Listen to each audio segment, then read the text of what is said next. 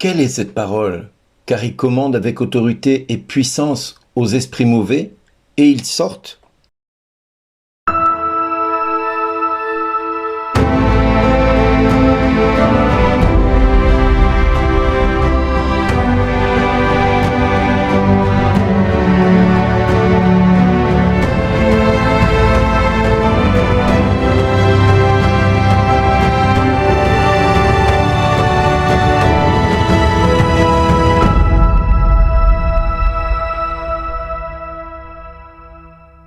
Aujourd'hui, le message vous est adressé par Bernard Dille. Bonjour les amis, aujourd'hui nous fêtons les Saint Grégoire, Saint Grégoire le Grand, qui fut un grand maître théologien, qui fut docteur de l'Église, qui fut pape également. Saint Grégoire le Grand est important dans l'histoire de l'Église, mais l'évangile de ce jour ne l'est pas moins, et je dirais qu'heureusement que nous avons des évangiles comme celui-là, celui de Luc au chapitre 4, versets 31 à 37, où Jésus nous parle et nous donne un enseignement, et cet enseignement a une parole remplie d'autorité.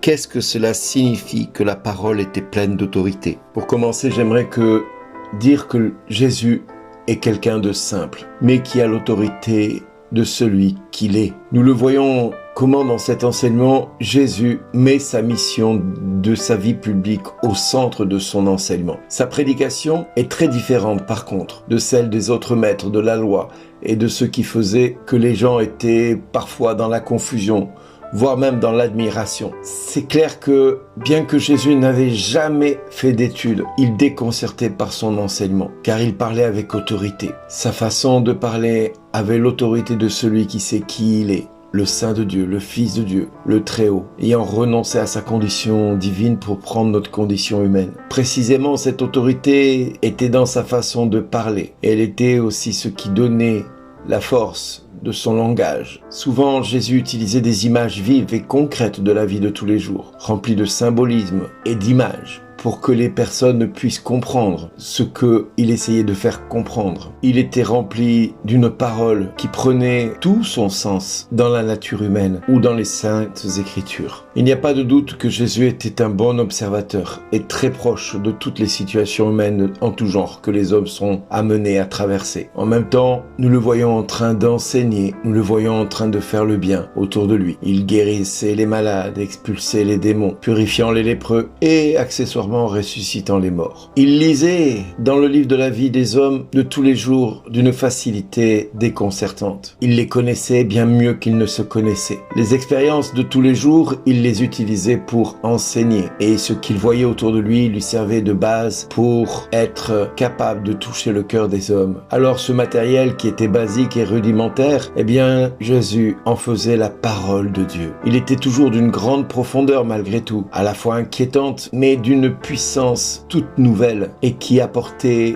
quelque chose de définitif et d'irrévocable. Quand il disait qu'il nous fallait aimer notre prochain comme nous-mêmes, d'aimer nos ennemis, de le pardonner à nos ennemis, de souhaiter du bien à ceux qui nous persécutent, la parole était simple mais remplie d'autorité. En clair, il ne nous laissait jamais le choix. Ce qui était d'un commandement, ce n'était plus une option. Ce qui était d'une évidence pour lui ne devenait pas une image. Non, ça devenait une réalité. La chose la plus grande dans la manière de parler de Jésus était qu'il était capable de concilier l'autorité qu'il possédait, cette autorité divine, avec la plus grande, incroyable simplicité humaine que l'homme n'ait jamais connue. Alors cette autorité et cette simplicité étaient bonnes, elles étaient possibles pour Jésus, grâce à sa connaissance de son Père et à sa relation, on va dire amoureuse, qu'il entretenait avec lui. C'est précisément à cause de cette relation avec le Père qu'il nous explique que l'on ne peut pas servir deux maîtres, Dieu ou l'argent, que notre oui soit oui, que notre non soit non, ou encore soyez parfaits comme votre Père est parfait, ou encore pardonnez 70 fois, 7 fois. Autant de paroles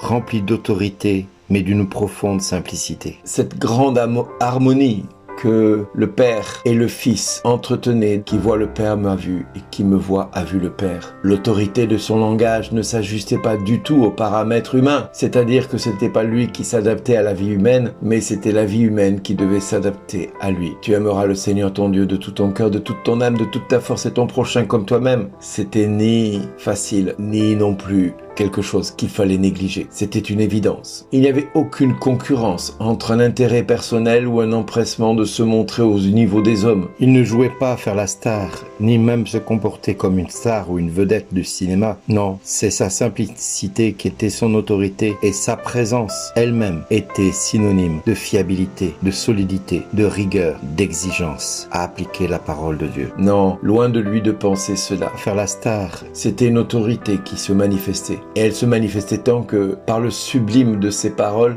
que par ses actions et par son humilité et sa simplicité.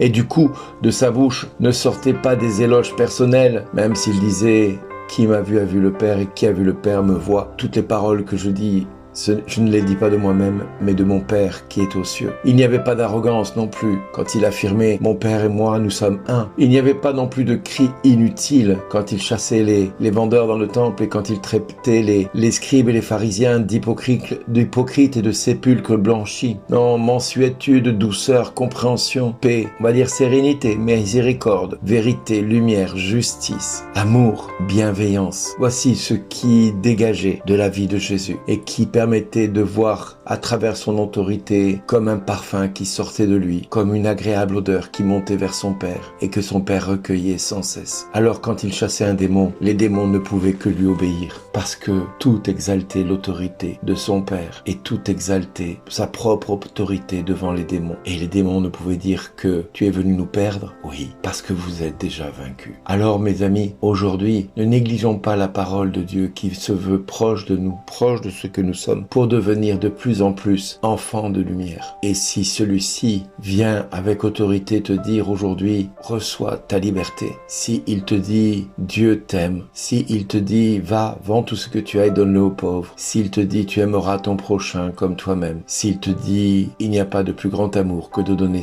sa vie pour ceux qu'on aime, et s'il te dit encore tu es mon fils en qui j'ai mis tout mon amour, alors tu sauras que Dieu te dit d'une autre manière, merci d'exister.